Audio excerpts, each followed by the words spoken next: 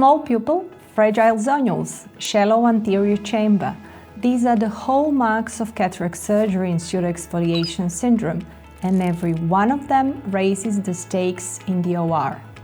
I'm Professor Biljana Kuzmanović Elabjer, and in this independent medical education case review, we'll explore how I managed an advanced PXF case with phacodonesis and a black cataract using low-IOP fluidics.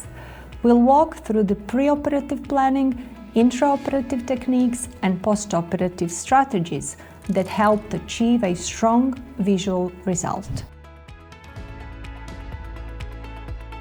Main intraoperative risks start with either shallow or deep anterior chamber, zonular weakness with capsular instabilities, small rigid pupil, so this leads to challenges in capsular axis, anterior and or posterior capsular rent with vitreous loss, complications in implantation and or fixation of the IOL.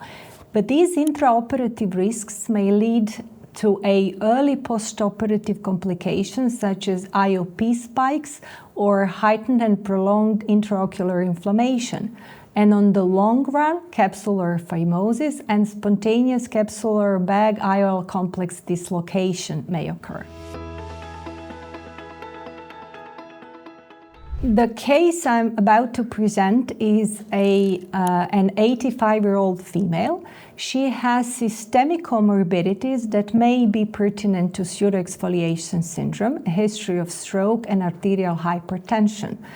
Her black nucleus with visual acuity of only hand motion was complicated with pseudoexfoliation syndrome with phacodonesis, small anterior chamber of only 2.8 millimeters, small rigid pupil of only 2.3 millimeters in diameter, and no red reflex. The thickness of the lens was 5 millimeters.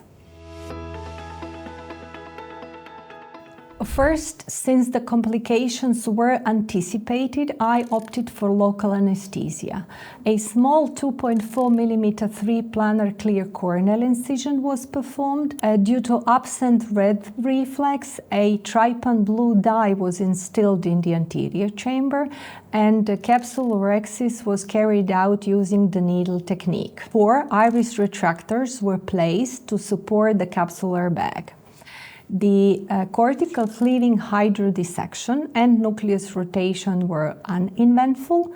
A cohesive viscoelastic was instilled to protect the endothelium. The nucleus disassembly was executed using my modification of the stop and chop technique. After only 3 passes to create a central groove, a phaco tip is embedded deep inside of the central groove, opposite to the clear corneal incision, for the nucleus to be held with high vacuum and the horizontal chop performed to halve the nucleus. The procedure was performed on Centurion Vision System with ActiveSentry handpiece, which incorporates the pressure sensor. The fluidic setting involved the IOP of only 30 millimeters of mercury, high vacuum of 575 millimeters of mercury, aspiration flow of 28 cubic centimeters per minute, and bottle height of 41 centimeters of water. The CDE was 26.93 joules. The problem with the phacoemulsification lays in the fact that the capsule doesn't have a full zonular support. So after the removal of the biggest part of the nucleus, the capsular bag actually collapsed. A slight external pressure to reduce IOP was combined with installation of OVD to inflate the capsular bag. So that combination allowed nuclear fragment to float freely and to shift centrally so that it can be emulsified. The vacuum had to be reduced to 330 millimeters of mercury, and we reduced the aspiration flow to 23 cubic centimeters per minute due to fluctuating posterior capsule that was repeatedly prolapsed anteriorly due to inadequate zonular support.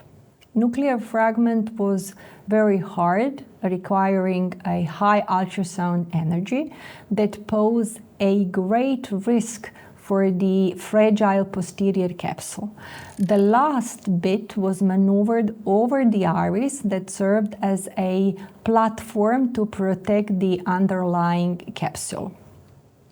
After the phacoemulsification, an 11-13 mm preloaded capsular tension ring was very slowly inserted, followed by the implantation of one-piece IOL.